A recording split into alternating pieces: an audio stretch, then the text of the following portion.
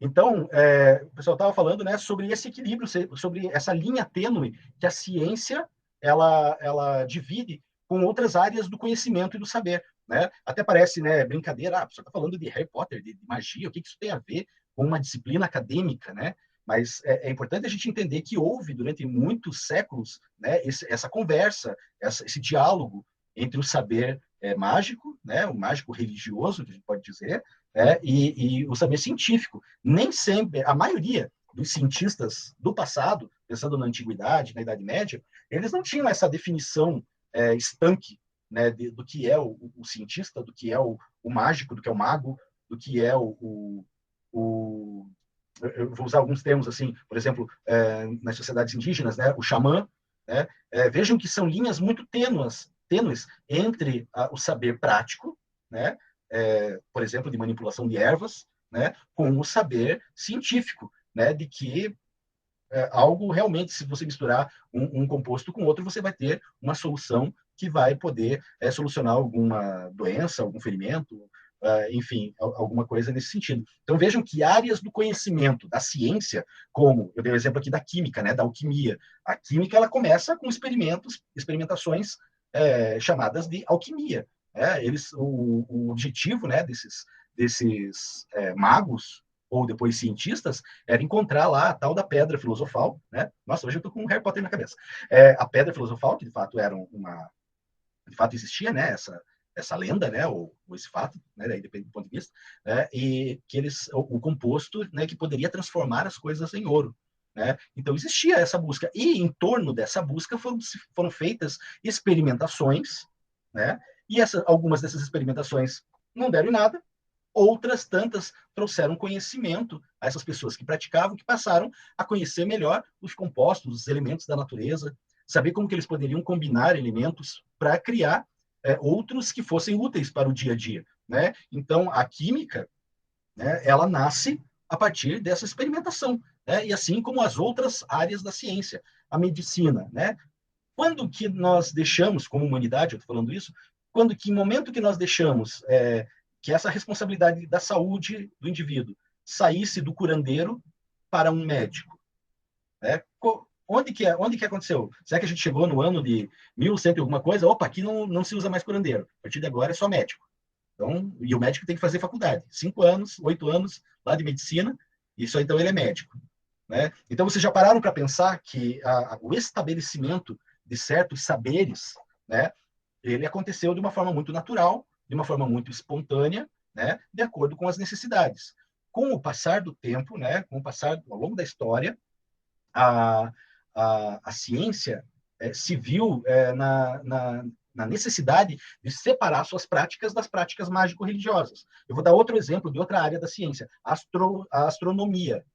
No passado, essa observação dos astros, ela era uma atividade que a mesma pessoa que fazia adivinhações, fazia, né, lia o signo, né, essas coisas, era o mesmo cientista, digamos assim, que fazia cálculos, né, para saber quando que era a época da colheita, quando que era a época do que o verão chegava, da semeadura, enfim. Então, é importante vocês entenderem, né, que a ciência, né, aos poucos, ela foi tomando forma e foi ganhando uma área, digamos assim, uma sala só dela, que ela diz, opa, aqui é ciência. E aqui não tem crendice, aqui não tem achismo, aqui é ciência. Né? Mas esse processo todo foi longo. Né? Foi um processo muito longo, muito demorado, e aconteceu em tempos diferentes nas mais diversas sociedades. Né? Então, na sociedade europeia, você tem uma dinâmica, na sociedade africana, você vai ter outra dinâmica, nas sociedades aqui americanas, né, dos povos indígenas, você vai ter outra, dos povos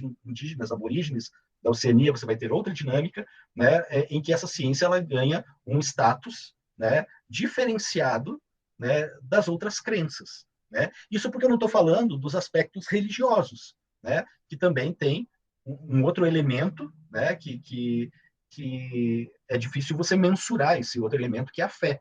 Né? Até hoje nós carregamos isso, e muitos cientistas eram extremamente religiosos. Né? Então, essa ideia de que todo cientista é ateu é uma furada, né? Porque muitos cientistas, né, eram extremamente religiosos e pautavam, né, as suas descobertas, as suas os seus estudos, né, em conhecimentos religiosos, ou, no nosso caso ocidental, né, em conhecimentos bíblicos. Né? Mas nós temos aí uma variedade muito grande de estudos, de percepções, né? E aí eu chego para vocês e falo que vocês vão ter um discurso diferente, né, a partir do curso que vocês escolheram, né? Vocês vão participar agora de um discurso científico. E o que esse discurso ele difere dos demais, tá? Um dos pontos fundamentais de diferenciação é exatamente o método, tá? A metodologia. Para ser ciência, você tem que seguir um método lógico, né? Porque a magia, a religião, né? O senso comum está baseado nas opiniões. Eu acho que é assim. Ou, né, aqui funcionou assim, de repente aqui funciona assado. Né? Lá vai funcionar diferente. Então, na ciência, não. O que é válido aqui no Brasil, né, em Colombo, em Curitiba, tem que ser válido na Europa, tem que ser válido na França, tem que ser válido na Austrália, tem que ser válido em Marte, talvez. Né? Então, porque a ciência ela segue regras, né? E essas regras, esses métodos, né? São o método científico traz a credibilidade e traz também a permanência e o avanço desses saberes, porque a ciência ela não é estática, apesar dela ser rigorosa, né? Com alguns preceitos, com alguns procedimentos, a ciência ela é extremamente dinâmica. Né? Diariamente, se você abre jornais, revistas, né, noticiários, você percebe que a ciência caminhou para algum lado. É uma descoberta, é uma nova teoria que é lançada, é uma nova hipótese que é levada em consideração. Então, a ciência ela está disposta, né, ela está aberta, né, para essas inovações. E é claro, toda e qualquer inovação científica, ela vai ter que ser pautada também nos mesmos métodos, né, no mesmo rigor dos métodos que ela foi submetida até então. Né? Então, trazendo aí para o nosso universo, né, nos dias de hoje e para o nosso cotidiano, né, talvez o debate científico mais aflorado e mais presente aí no nosso dia a dia seja, por exemplo, a questão da validade das vacinas. Né? Então, nós temos assim um pensamento claro, científico, né, que tem um posicionamento, que segue uma lógica científica, e você tem outros posicionamentos que partem do senso comum. Né? Então, é nesse momento que é preciso, é importante separar, né, o que é ciência e o que é o achismo, né, o que eu acho, ou o que alguém que eu conheço, que eu acho que é bem inteligente, ele pensa. Né? Mas será que, submetendo essa ideia à ciência, ela vai se confirmar? Né? Então, é isso que a gente precisa se atentar. A ciência, por sua vez, o método científico, por sua vez, né, ele atua em várias instâncias da pesquisa. Tá? A pesquisa científica, ela tem geralmente por início uma ideia, um problema. Tá? Então, vocês vão passar por essas etapas aí nos projetos e nos trabalhos de vocês. Vocês vão ter que ter um problema para resolver. Né? E às vezes esse problema é difícil você encontrar. Qual o problema? Qual é o meu problema? Né? Mas o problema é a pergunta que você vai responder com o teu trabalho. Tá? Eu, geralmente, num projeto em TCC, por exemplo, você vai ter lá um capítulo que se chama problemática. Né? Qual é a problemática? Qual é a pergunta a ser respondida pelo teu trabalho, pela tua pesquisa? Tá? A partir daí, né, você vai estabelecer alguns métodos para responder essa pergunta. E ao final desse processo todo, né, você produziu ciência. Né? Você tem um problema, você submete esse problema a uma análise, né, metodológica, chega a uma conclusão. Essa conclusão pode confirmar as tuas ideias iniciais, que você desconfiava, né, as tuas hipóteses, né, ou ela pode derrubar a tua hipótese, né, pode derrubar completamente aquilo que você estava imaginando, e você, da mesma forma, você fez ciência. Né? Então, quando vocês forem entregar o trabalho final de vocês, trabalho final de curso de vocês, né, vocês vão estar confirmando uma hipótese, né, uma ideia que vocês tiveram, que vocês passou pela cabeça de vocês após, logicamente, algum estudo, algumas leituras, algumas orientações, né?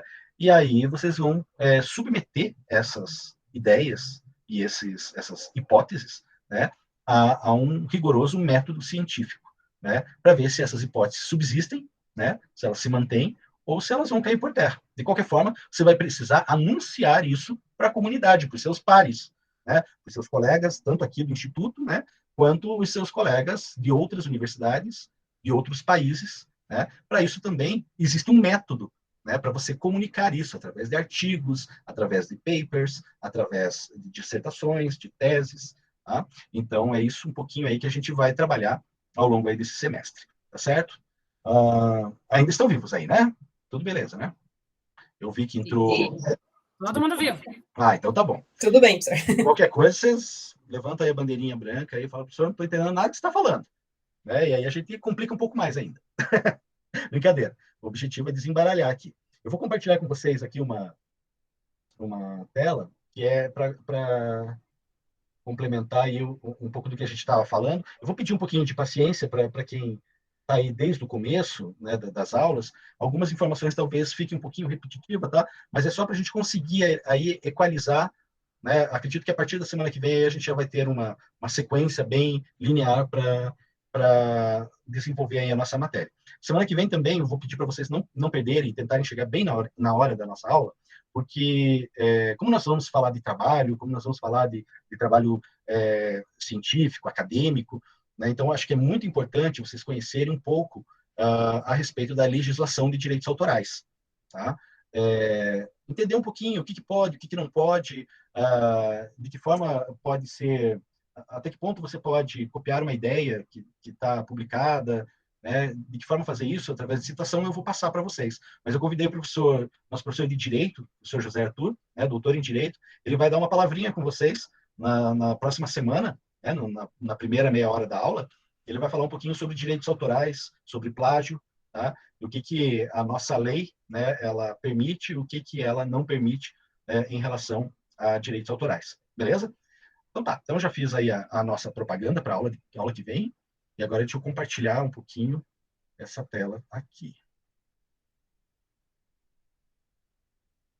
Aí eu troquei o slide, né, para não ficar exatamente igual da semana passada, para todo mundo ter a sensação que está na aula diferente.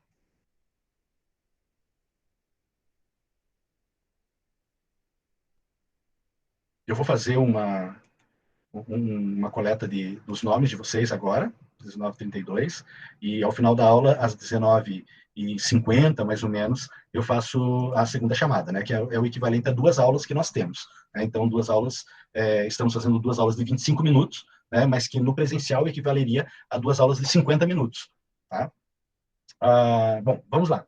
Né? Então, vocês, como graduandos, né, vocês não vão, eu já havia comentado isso com a primeira turma ali, vocês não vão precisar produzir, né, um conhecimento novo, né? Vocês não vão tirar o título de doutores já, né, nos próximos 2, 3 anos. Né? Então, como eu já havia falado, o graduando, né, que é o que vocês estão fazendo agora, vocês vão ter acesso às informações. Então, a formação de vocês, né, é principalmente voltada a saber onde buscar informações confiáveis sobre a área que vocês atuam. Né? No caso de vocês, a tecnologia alimentícia. Tá? Então, vocês vão entrar em contato com professores da área técnica, né, que vão orientar vocês e vão apresentar a vocês determinados autores que já pesquisaram, que já fizeram um trabalho minucioso, que são reconhecidos, né, na academia. Gente, quando eu estou falando de academia, está todo mundo ligado, né? Sabem que não é na academia de... Beleza, né? Estão ligados que eu estou falando da academia da universidade, espaço acadêmico. Né? Senão não teria muito sentido. Então, eles vão orientar vocês nesse sentido. Os trabalhos que vocês vão produzir, a maioria dos trabalhos vai ser uma interpretação, uma leitura, uma percepção, um resumo daquilo que outros pesquisadores já fizeram. Tá? Com certeza, vocês vão avançar aí nos estudos de vocês, vocês vão fazer uma especialização, vão pegar ali um aspecto que vocês mais gostaram na formação que vocês tiveram aqui na graduação, e vocês vão aprofundar esse conhecimento. Por exemplo, gostei muito de trabalhar com carnes e derivados, e eu quero me aprofundar nesse assunto, quero ser especialista nisso. Né? Então, você vai fazer ali uma especialização em carnes e derivados, por exemplo, em laticínios, enfim. Vocês vão definir isso ao longo do curso. Né?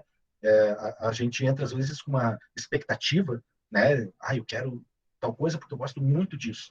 Né? E aí depois, ao longo do curso, você às vezes se desencanta com aquilo que você estava antes encantado, começa a se encantar com outra coisa, ou às vezes fortalece aquele sentimento, né? Eu acho muito legal ser aquela pessoa que se apaixona mesmo pelo objeto de estudo dela, é um profissional diferenciado. Né? Evidentemente, é um profissional diferenciado, aquele que se apaixona pelo objeto de estudo. Né? É muito bacana ver isso, né? E isso acontecendo aí entre os nossos estudantes.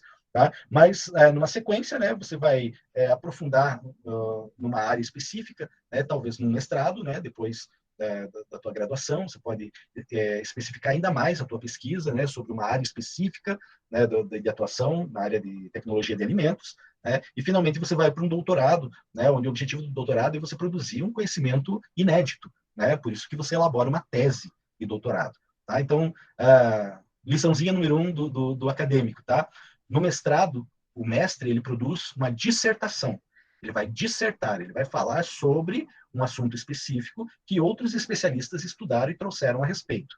Tá? Então, no mestrado, ele faz uma dissertação. No doutorado, ele vai elaborar uma tese. Uma tese é um conhecimento inédito. Lógico, ele vai usar elementos de pesquisa de outros pesquisadores, mas ele vai trazer para a comunidade científica um conhecimento inédito a partir das suas pesquisas, a partir do seu estudo. Tá? Eu falo isso porque muita gente acaba falando assim, o cara entregou lá a tese de mestrado. Não existe tese de mestrado. Né? Existe uma dissertação de mestrado. Né? Tese é de doutorado. Tá? Quando você faz o doutoramento em uma determinada área, né, com foco específico em um assunto. Tá? Agora, nesse momento, né, como graduandos que vocês são, né, vocês vai abrir o leque para vocês. Né? Várias áreas, vocês vão ter que produzir trabalho, vão ter que produzir pesquisa, vão ter que conhecer autores, né, pesquisadores, cientistas, né, e você vai entrar em contato com um pouco de cada um desses caras. Né? E aí depois você segue os seus estudos escolhendo, né, a área que você mais se aproximou, você mais gostou, você mais sentiu à vontade para desenvolver uma pesquisa cada vez mais específica. Então, assim, esse é um passo, né, de tantos outros passos, né, que vocês ainda darão como pesquisadores, como cientistas que são. Tá? E um passo muito importante é a pesquisa. Tá? Então, quando nós falamos de método científico, falamos em ciência, a pesquisa ela é algo que está vinculada assim intimamente com a ciência, porque não há ciência se não há pesquisa.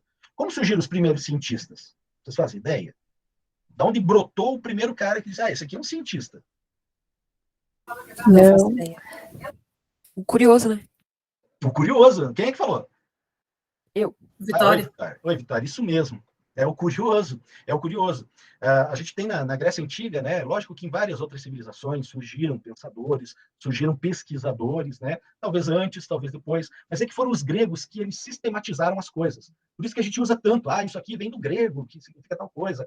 E os gregos fizeram isso, aquilo. A gente põe os gregos lá no pedestal, mas é porque os caras, eles trouxeram para nós, hoje, no presente e no Ocidente, né? Eles trouxeram métodos de pesquisa.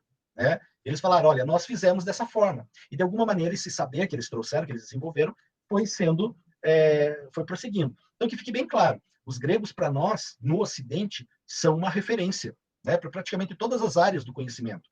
Né, praticamente todas. Você vai lá na formatura lá de medicina, o cara faz lá o juramento de Hipócrates, né, que foi um médico grego. A gente vive falando lá do filósofo Sócrates, do Platão. Né, o Heródoto foi o pai da história. Esqueci até o nome do cara da Ilíada e da Odisseia, né? O Homero, né, que escreveu os épicos, é porque eles são referências para nós, cientistas ocidentais. O Oriente, né, aí pensando Índia e China, né, mas podemos pensar tantas outras civilizações, também tiveram os seus filósofos, pensadores, cientistas, né, alguns até muito antes do que os gregos. Né? Mas ou esse conhecimento deles ficou fechado naquelas comunidades, né, hindus, ou chinesas, ou egípcias, né, ou eles acabaram deixando o saber apenas, né, para aquelas comunidades que eles pertenciam, ou determinadas sociedades acabaram se perdendo aí ao longo da história. Então, para nós, os gregos são bem importantes. E na nossa tradição ocidental, né, quando eu estou falando de tradição ocidental, eu estou falando aqui da América como um todo, da Europa, né, uma boa parte da África. Né, então, nós somos o Ocidente. Né, os gregos foram os primeiros a sistematizar o pensamento. né? Então, havia em várias sociedades, em várias comunidades, pessoas, né, que tentavam explicar o mundo, explicar a natureza, explicar o universo, através de explicações religiosas. Né? Acredito que todos vocês já leram a Bíblia aqui. Né? E, o que a Bíblia fala a respeito do surgimento do mundo, do universo, da natureza? Né? Fala da criação de Deus. Né? Que Deus criou o Jardim do Éden, criou o primeiro homem, a primeira mulher, criou os animais, as plantas, etc. Né? Esse relato, essa narrativa criadora, né? Essa gênese da humanidade, ela se replica por todas as comunidades que existiram na face da Terra. Tá? A história da criação, né, do Gênesis, né, da Bíblia, ela não é única, ela não é exclusiva e também não foi a primeira. Tá? Então, assim, muitas das histórias que tem ali na Bíblia, do Gênesis, por exemplo, como, por exemplo, o dilúvio, tá? Não foi ali naquele livro, né, do Gênesis que surgiu pela primeira vez. Tá? Outros povos tinham esse relato do dilúvio muito antes da escrita daquele livro da Bíblia. Tá? Então, assim, o que ponto que eu estou querendo chegar com isso? Mostrar para vocês que essa narrativa mágico-religiosa, né, ela era meio comum, e era a maneira mais simples da humanidade explicar as coisas que a cercavam. Tá? Então, como explicar o fenômeno da chuva? Né? Hoje, pega qualquer criança aí que está fazendo ali, estudando sexta, sétima série, né? Ele sabe que a chuva é a condensação da água que sobe, forma a nuvem, né? Depois essas nuvens vão se juntando, se aglomerando, e essa aglomeração faz com que caia as gotículas, etc. Você sabe, uma criança sabe explicar esse processo cientificamente, né? Mas no passado as pessoas não tinham essa consciência, faziam ideia de alguma coisa, né? Então, assim, a narrativa mais comum e a mais simples de se fazer era atribuir uma divindade para cada fenômeno. Né? Então, assim, você tem as mitologias nascendo. Né?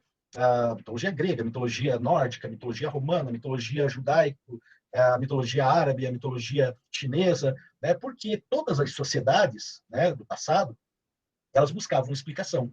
Mas chega um momento na história em que algumas pessoas, né, como diz a Vitória, o curioso, né, ele não vai se contentar com essa explicação. Ah, chove porque tem o Deus da chuva. Tem agricultura porque tem o Deus da agricultura. Dá a cheia lá do Rio Nilo porque tem o Rio Nilo é um Deus. Então vai aparecer o curioso, ele vai querer ir além. Ele vai querer comprovação. Né? E aí é que entra, né, os nossos primeiros cientistas. Como eu falei no início, né, esses primeiros cientistas, né, eles estão numa linha muito tênue. Né?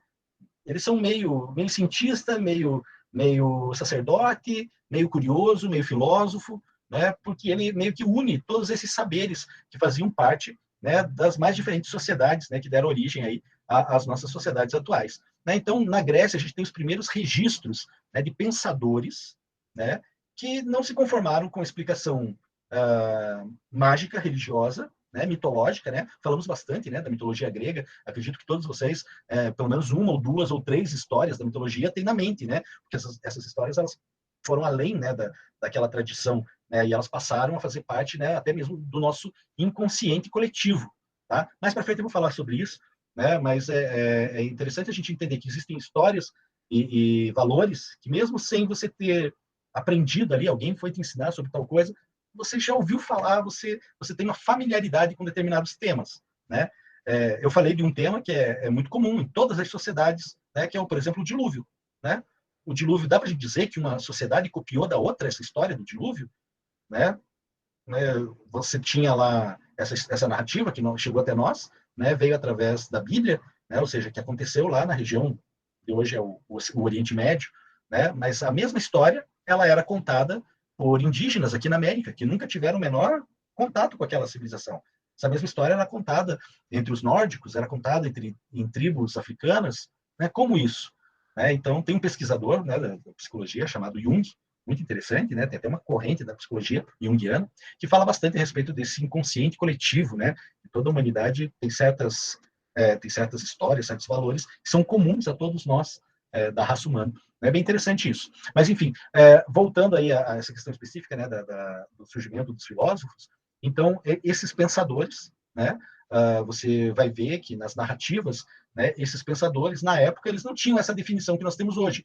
Hoje nós temos o biólogo, nós temos o agrônomo, nós temos o médico, nós temos o físico, o químico, né? Naquela época, o matemático, naquela época não tinha isso, né? Os sábios, né? Aqueles que estudavam, né? A maioria recebia o título de filósofo, né? Então, esses filósofos começaram a observar a natureza, né? E começaram a perceber que determinadas coisas se repetiam, né? E a partir dessa observação, eles começam a fazer suas anotações, transferir esse conhecimento para outras gerações e estabelecer caminhos, né, que levavam a um raciocínio lógico, a um raciocínio coerente, que dava conta de explicar algumas coisas. Não tudo. Até hoje, nós temos fenômenos que nós não temos explicação. Por que acontece, como acontece, né?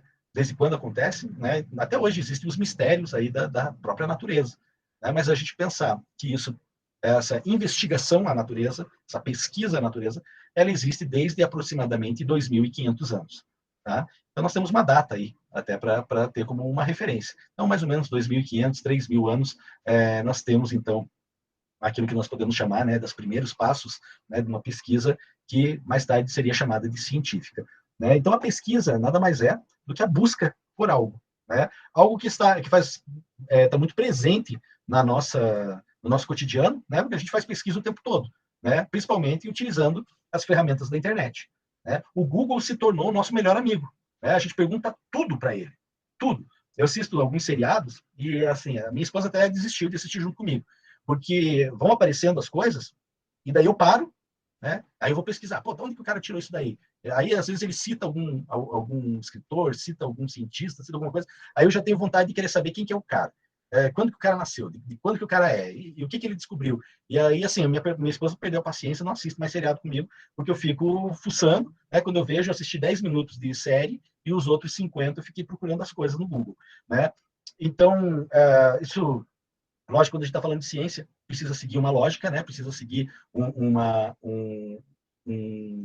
procedimento, né? Para que essas pesquisas elas tenham validade, para que essas pesquisas elas tenham a possibilidade, né, de nos trazer conhecimento novo. Tá? Então, assim, aqui, ó, realizar boas pesquisas científicas é essencial para o projeto de vocês. Tá? Então, para todos os trabalhos acadêmicos que vocês vão fazer, vocês precisam ter como base uma boa pesquisa. Tá? E, na minha época, né, quando eu estudava, quando eu fazia graduação, né, o meu refúgio era a biblioteca, né? A biblioteca tradicional, né? Aquele lugar que a gente ia lá para procurar nas fichinhas ali onde estava o livro. Né? Hoje em dia, nós temos à mão inúmeras bibliotecas, né, do mundo inteiro, que estão aí à nossa disposição. Só que, quando a gente tem muita coisa, né, a gente às vezes até se perde. O que é confiável? O que não é confiável? O que eu posso trazer e colocar no meu trabalho, né, que o professor vai chegar e vai falar, oh, legal, gostei aqui da tua referência, muito boa, é isso aí. Ou o que vai acontecer de você chegar e pôr lá uma referência e o professor falar, xiii, você trouxe isso, tirou isso daqui, desse lugar. Né? Então, saber onde fazer essa pesquisa e saber se é uma pesquisa confiável é algo muito importante que vocês precisam aí, que nós vamos junto aí aprender a desenvolver. Tá? Então, aqui eu trouxe, depois eu vou disponibilizar esses slides para vocês, eu peço para que vocês leiam e acompanhem até o fim, que seria o complemento aí da nossa aula, né, os outros 50 minutos. Né, eu vou pedir para que vocês tenham a curiosidade de entrar em alguns desses sites para vocês verem como que funciona, né, esses lugares, né, essas bibliotecas que nós temos à disposição. Tá? Então, nós temos diversos órgãos de governo que regulamentam a pesquisa e que regulamentam essas bibliotecas. Né? É o caso dos periódicos da CAPES. Periódicos são as revistas científicas, né? E ali você tem acesso livre. Né? Você não precisa ser membro de uma entidade, você não precisa pagar nada. Né? Isso, semana passada eu falei sobre o Google Acadêmico. É uma ferramenta que já vai aparecer aqui também. É muito bom, né? Tem suas limitações. Né? Essa plataforma Cielo, né? A Scientific Electronic Library Online. Né? A plataforma Cielo também traz excelentes artigos científicos. Então, por que eu estou apresentando isso para vocês? Para vocês saberem que desse site, se você pesquisar e puxar, encontrar o assunto que você está pesquisando num artigo que esteja lá, você já está em meio caminho andado em saber que, pô, é legal, é uma coisa confiável. Você pode prosseguir. Tá? Aqui, ó, o último, o Google Acadêmico, né, o Scholar. Né? Então, quando você coloca lá na barra de pesquisa do Google Acadêmico, ele vai te levar, digamos assim, a um outro Google, né? Mas que só tem artigos científicos. Tá? Então, vale a pena vocês fazerem as suas buscas iniciais, quando os professores passarem trabalhos para vocês, né, principalmente das áreas bem específicas, nessas plataformas. Tá? Nós temos alguns depositórios, lugares onde as teses de doutorado, as dissertações de mestrado, elas ficam todas lá guardadas. Por exemplo, da USP, né, talvez a nossa melhor referência de universidade no Brasil, né, todas as teses vocês encontram aqui. E aí você tem ali um mecanismo de busca, né, que você coloca o título. Lógico que quanto mais específica é a tua pesquisa, mais difícil é. Você não vai colocar lá uma frase e de repente vai aparecer 300 coisas. Você vai ter que garimpar, né, no meio de artigos, no meio de teses, no meio de periódicos, no meio de outros livros, para vocês conseguirem achar muitas vezes. Não é simples.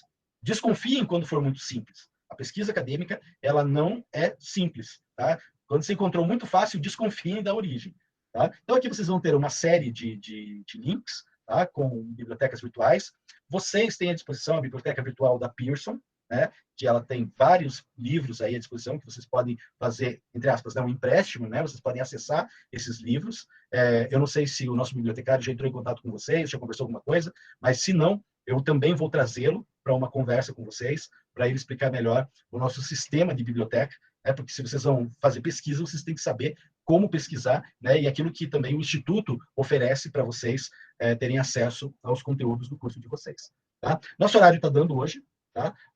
Eu só quero pular aqui para uma observação que nós temos aqui. Ó. Nem todo site que aparece sempre, né, por primeiro, significa que é o mais confiável. Tá?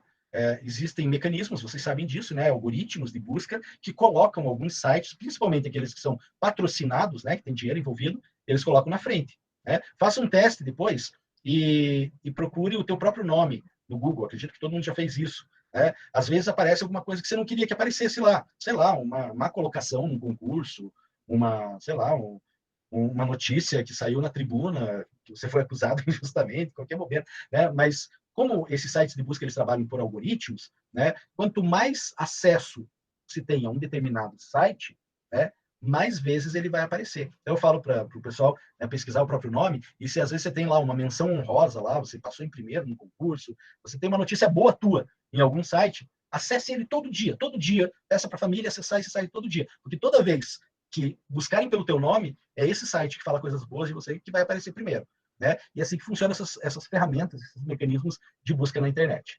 Pessoal, eu vou parando por aqui para não tomar o tempo de vocês, para vocês poderem respirar um pouquinho e para irem para a próxima aula. Tá? Vou disponibilizar no Google Classroom esses slides que eu falei para vocês. Tá? Deem uma lidinha, entrem nesses sites. Tá? Eu passei semana passada uma atividade, né, que era para assistir o documentário do Super Size Me, um documentário antiguinho já, então ele já está lá no Google Classroom. Quem fez, eu pedi para me contar o que estava acontecendo ali nesse documentário, né? Fazer um resumo. Eu passei o modelo do resumo, né? No formato. Uma coisa que eu observei nos trabalhos que vocês me entregaram. Pessoal, vocês não estão justificando as linhas. Tá? É importante justificar, tornar a margem esquerda e a margem direita na mesma linha. Tá? Então, geralmente, vocês estão deixando ali alinhado à direita. Aí fica tudo fora de... Ainda poderá. Tá? Então, eu vou abrir o trabalho para mais uma semana. Tá? Então, assim, não precisa ser nada. Nossa, o trabalho acadêmico. Não, é você assistir o documentário e explicar o que você viu. A maioria dos trabalhos que eu vi ali, se não todos, fizeram bem redondinho. Tem um trabalho lá que está bem curtinho, que eu acho que poderia ser estendido. Tá? Para pelo menos 2 páginas, você comentar um pouquinho mais, dá mais a entender que você assistiu o documentário. Mas os demais estão legais, assim, estão num formato bem bacana. Mas se quiser arrumar, ajustar, fiquem à vontade para fazer. Eu vou abrir o trabalho para vocês entregarem até a próxima terça. Tá bom? Então, daí até a terça-feira aqui, lá no Google Classroom, tem todas as indicações. Como fazer o trabalho, já tem a folha modelo padrão, né, como que vocês vão fazer ali, onde você coloca o nome, o título, já está timbrado com a insígnia do IFPR, tá bom? Então, se tiverem dúvidas, podem me mandar e-mail, eduard.lui@ifpr.edu.br. Tá? Vocês têm o meu e-mail no Classroom e vocês têm também o meu e-mail lá no site. E o meu atendimento é toda segunda-feira, das 18 até as 19 horas. Pode falar, Jonathan. Não, professor, coisa rápida, eu vi que tem bastante aluno novo aí, e se eles quiserem fazer parte do grupo do WhatsApp da turma lá, que daí a gente também se ajuda às vezes lá, tira uma dica, alguma coisa, aí eu vou estar mandando meu contato aí, o pessoal chama lá, eu vi que tem bastante.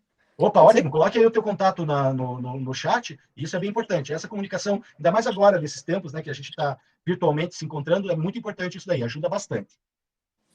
Beleza, professor? Obrigado. Parabéns, Jonathan, pela iniciativa. Pessoal, todos que estão chegando agora, sejam bem-vindos. Tá? Nossa disciplina é uma disciplina bem tranquila, a gente vai conversar bastante, vamos tentar tirar algumas dúvidas, tá? E espero poder ajudar vocês ao longo aí dessa jornada, tá bom?